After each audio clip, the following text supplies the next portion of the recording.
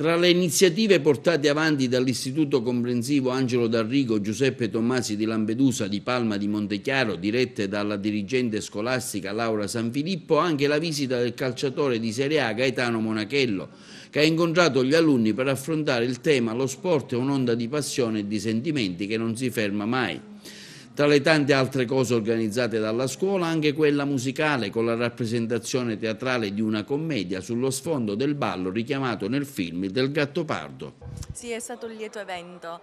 Gaetano Monachello da bambino frequentava l'Istituto Comprensivo D'Arrigo Tomasi. Innanzitutto era entusiasta perché l'accoglienza che i ragazzi hanno fatto è stata eccezionale. Sta nascendo a Palma un Monachello fan club, sono tutti ragazzi che lo conoscono perché lui è molto affettuoso e alla mano.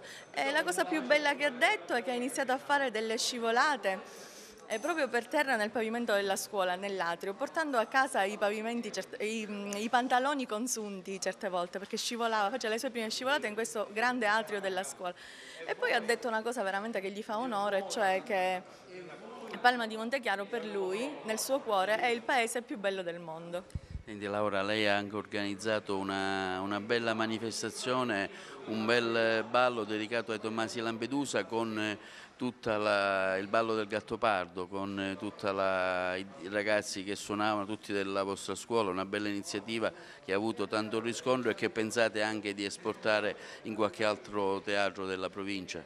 Sì, ci stiamo lavorando, è un progetto che dura da diversi anni, stiamo cercando sempre di portare avanti con orgoglio la nostra identità culturale che è legata a Giuseppe Tomasi di Lampedusa, a cui la scuola che dirigo è intitolata.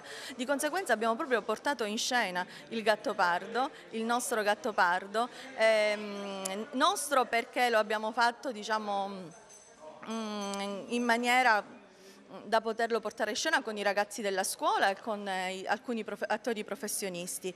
Essendo una grande opera, con molta modestia lo abbiamo chiamato il nostro Gattopardo. Quando ci si avvicina a questi capolavori ovviamente bisogna andarci con i piedi di piombo. Nostro perché lo sentiamo nostro come appartenenza, ecco, a Palma di Montechiaro è legata a tutta la famiglia Tomasi e soprattutto allo scrittore Giuseppe Tomasi Lampedusa.